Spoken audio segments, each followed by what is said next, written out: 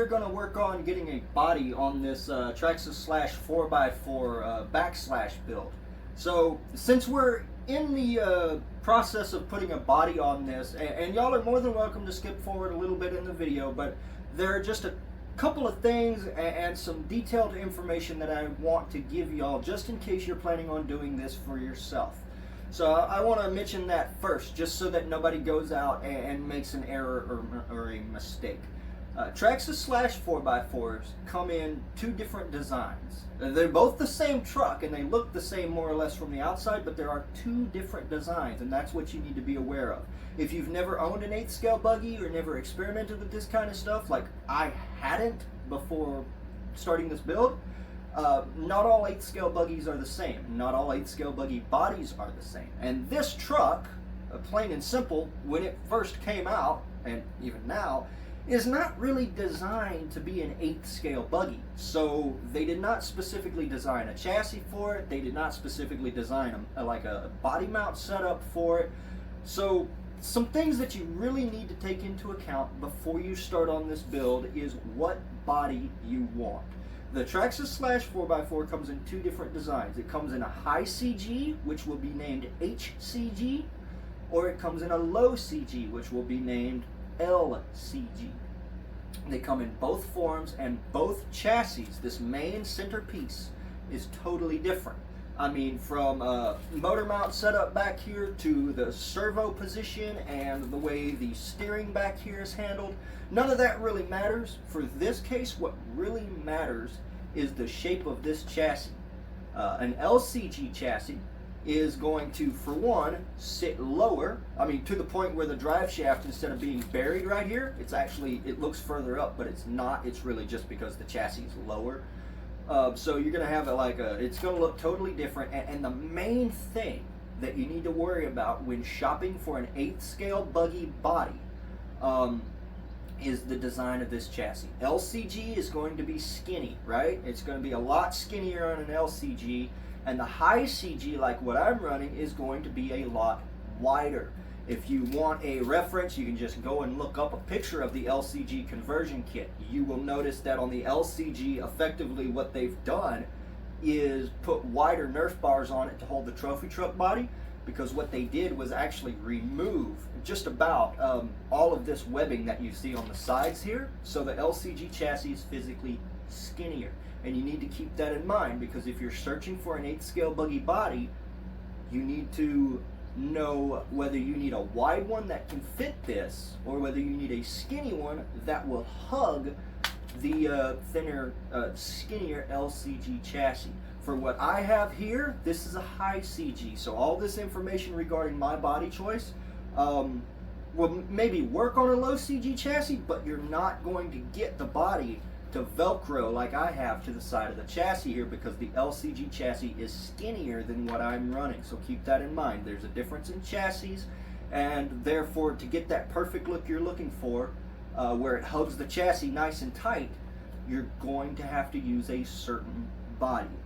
And if you don't know what body you need, if you have no idea what you're doing, if you've never done this before, join a group on Facebook. Ask around, and if nobody gives you the answers you want, wait for somebody until they post that perfect picture where you can see the body and the chassis they're running. And when you figure it out, and you figure out that the chassis is the same one you have, ask them what body they have. That's what I did. That's how I found my body. So with that out of the way, let's go ahead and show y'all this body and the wing I've chose. And one more thing before we get into that, unfortunately for this video, I do not have any footage of me actually painting the body. The reason for that is because I absolutely hate painting bodies. I cannot stand it. It's nerve-wracking. It's aggravating. Some people really love the process, and that's fine, but for me, because I'm not good at it and it's something that I haven't had a lot of practice in, it's very nerve-wracking because I'm always worried I'm going to get it wrong. So there's no video of me painting this body. It's already painted. I did it off camera, so I didn't have to worry about the stress of recording and the wind blowing and possibly getting paint on my camera lens and all of that good crap. But the body is painted up, and I'll go ahead and show that to y'all now. Alright, so what we have gone with here in terms of a body is a Mugen Seki or Mugen Sekai. I'm not entirely sure how to pronounce it, so correct me down in the comment section. But it is an X7 Eco cab forward. Now, it is a nitro body, so you will see the parts where you would normally cut out to fit the head of the nitro motor or nitro engine. And there's a little section here you would normally cut out of the windows. But if you leave all of that intact from, 5-10 feet away, certainly when it's moving, you're never going to notice that stuff, and it's perfectly fine. I went with a just a standard Tamiya, what color is this? PS1 white. Tamiya, however you want to pronounce that. One thing, just before we set this up, another little bit of information for y'all that are painting your own bodies. I'm ashamed to admit that I made this mistake plenty of times, the first couple of times trying to paint a body. Be careful with what you buy. Make sure anything you buy is for polycarbonate.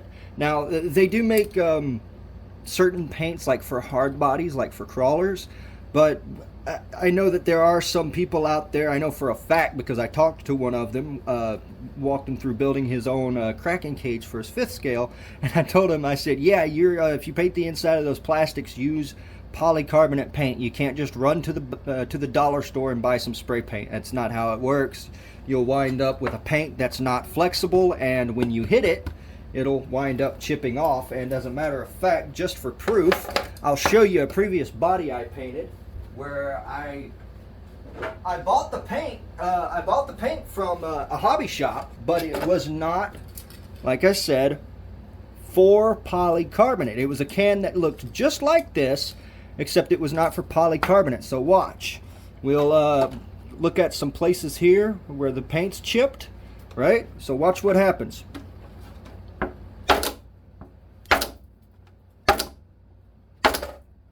So look at all of the flakes that are falling off of that. See all the flakes here? That's because this paint dries so hard that there's no flexibility and it cracks and chips. So that's what your results are going to look like if you don't use the correct paint. In comparison,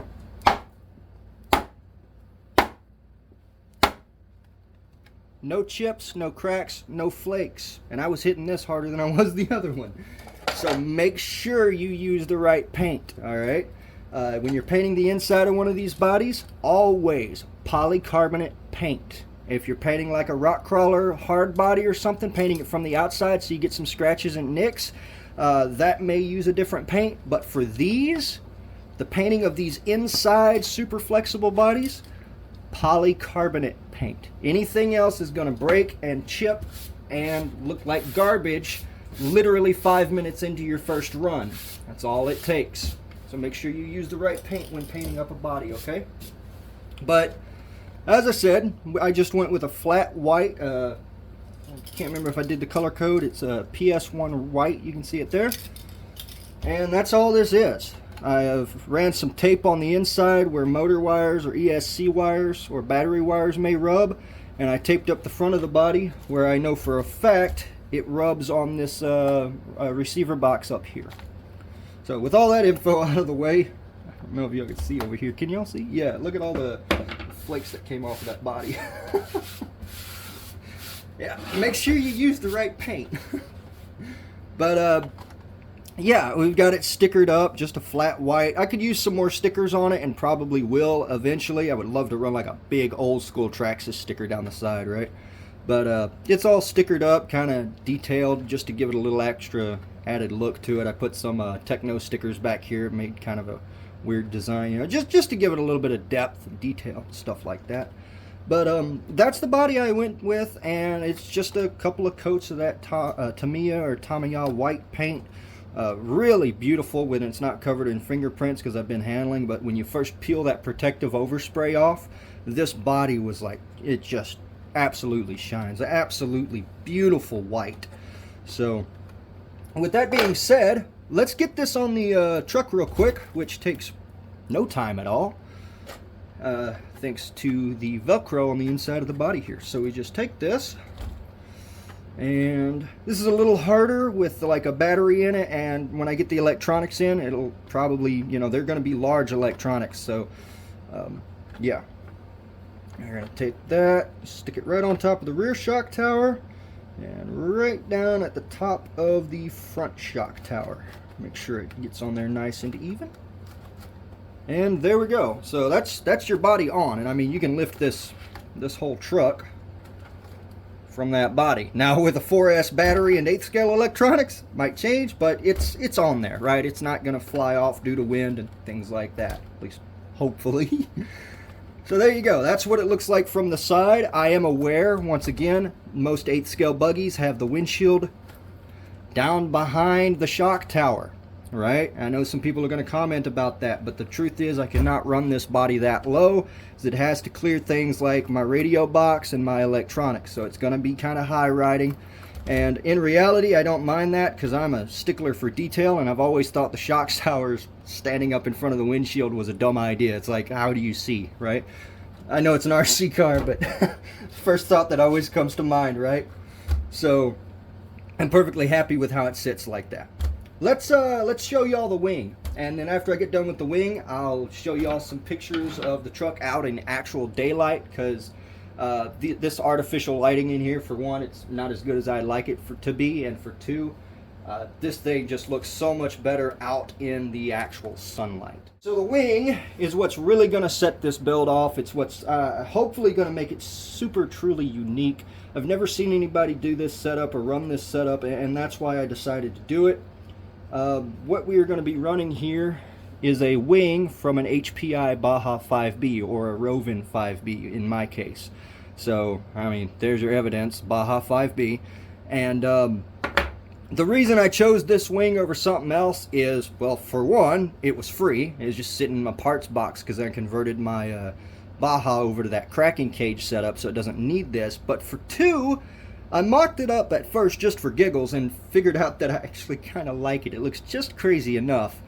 But for three, and this was something I didn't even think of at first, but more importantly, so with the Slash 4x4 trucks, you have a plastic shock tower and a plastic diff housing mated to a plastic chassis, right? It's all plastic back here, and when you buy this STRC conversion kit, which by the way, you can build your own conversion kit, but this is a direct purchase and just bolted up, comes with all of the necessary hardware. It's simple, it's easy, right? You don't have to go through looking on forums and people's advice on how to build your own. You just buy this, bolt it up. But this is an aluminum wing mount, which means when you take a hit, this ain't going to give. Every bit of that force is going to be put into a plastic shock tower, which is attached to a plastic diff casing.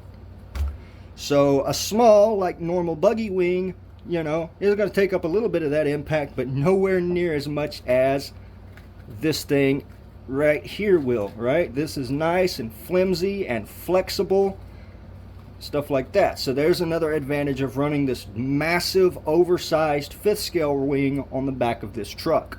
In terms of mounting hardware, I'm just using two cap head screws, and I'm not sure what these are. To me, they look like shock pistons that haven't been drilled out yet. I mean, you can tell where they've got the little deal where it would be like marked to drill, but it hasn't been drilled out yet. So this is a real soft plastic. If you just use a normal cap head, it's going to pull through. So put some of those on there just to kind of increase the surface area to hopefully help keep these from ripping out. It's not going to keep that small screw from snapping if it does, but it'll at least keep the wing from falling off. So let's go ahead and get these screws in here and get this attached, and I'll bring y'all right back.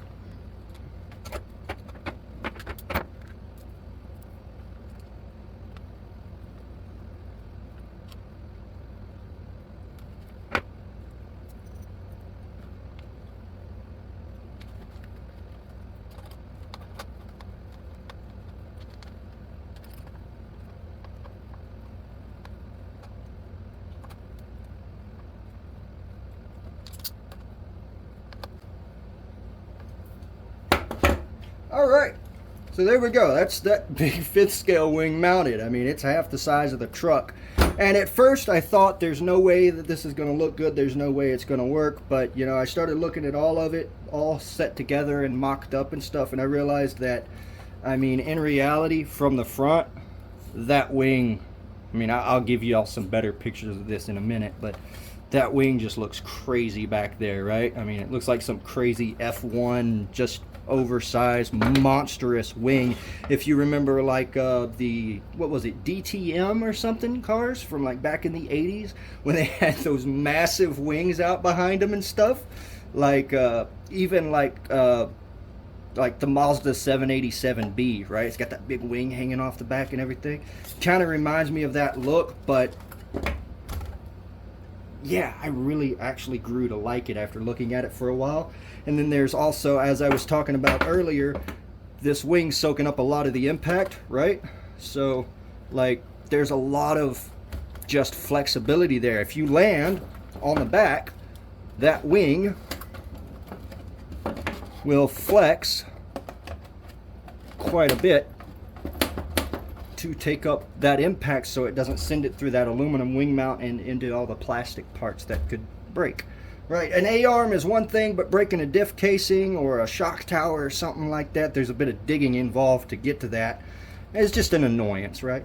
And then there's also the possibility of weakening the diff case or causing it to move somehow, and then your gear mesh gets mixed up or messed up, and then you wind up stripping a $40 ring gear because this thing has XO1 diffs. So just a little bit more safety precaution to try and save it if it does take a hit here or there. But there you go. That's the finished product, more or less. And like I said, I really like the way it looks. It looks sick, man. I could move the wing forward some to make the truck look a little shorter and have it sit up here. But for one, that would get rid of some of that flex. And for two, when the suspension is at full compression, it does like to rub the wing. And if I moved it forward, then I'd be cutting off the whole bottom of the wing, which I don't want to do. So right now it just barely clears. I mean, it touches just a little, but it's not as bad as if the whole wing was above the wheel. And then from the side profile, if the whole wing was right here, it might look a little weird anyway. So I'm happy with how it is. I love how it looks. Get y'all some pictures of it out in the actual daylight. So yeah, thank y'all for watching. I'll see y'all next time.